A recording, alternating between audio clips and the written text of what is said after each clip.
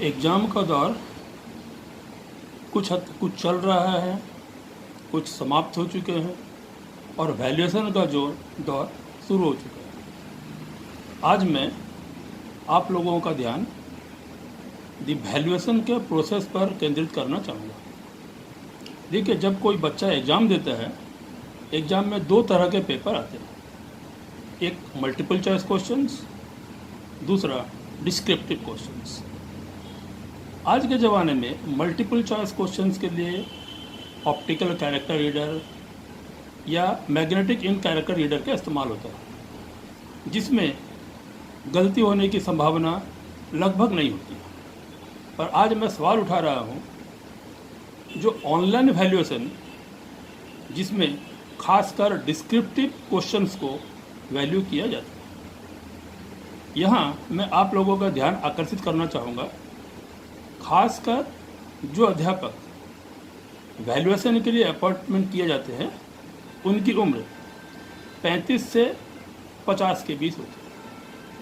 35 से कम वाले का सीनियरिटी के हिसाब से नाम नहीं आता है और 50 से ऊपर वाले चीफ के हिसाब से अपॉइंटमेंट किए जाते हैं, जो हर पेपर को वैल्यू नहीं करते।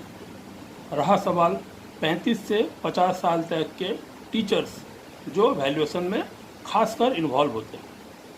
मैं जो ऑनलाइन वैल्यूएशन हो रहा है, उसकी कुछ कमियां आप लोगों के सामने प्रस्तुत करता हूँ।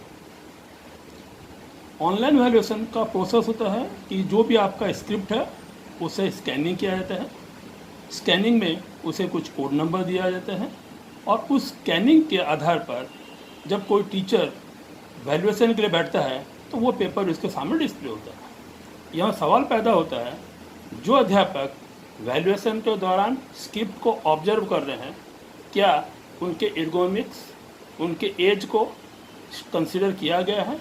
तो मैं बोलूँगा वैसा कोई कॉन्सेप्ट अभी तक नहीं डेवलप हुआ है। देख लीजिए, अब मेरा कहने का मतलब है कि जब कोई टीचर ऑनलाइन वैल्यूएशन पेपर को करता है, तो शॉर्ट आंसर्स और मल्टीपल चॉइस क्वेश्चंस के लिए उसके पास ऑलरेडी एक स्कीम होता है, जिसे देख करके उसे वैल्यूएशन करना काफ़ी आसान है। उसमें गलती की संभावना नहीं के बराबर है। रहा सवाल शॉर्ट आंसर्स या लॉन्ग आंसर्स टाइप का, तो मेरा मानना है कि खासकर लॉन्ग आंसर्स का क्वेश्चंस प्रॉपरली वैल्यूएशन नहीं होता है।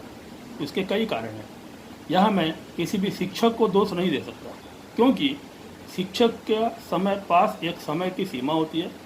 उसे हर रोज़ लगभग 15, 20 या कभी कभी 25 या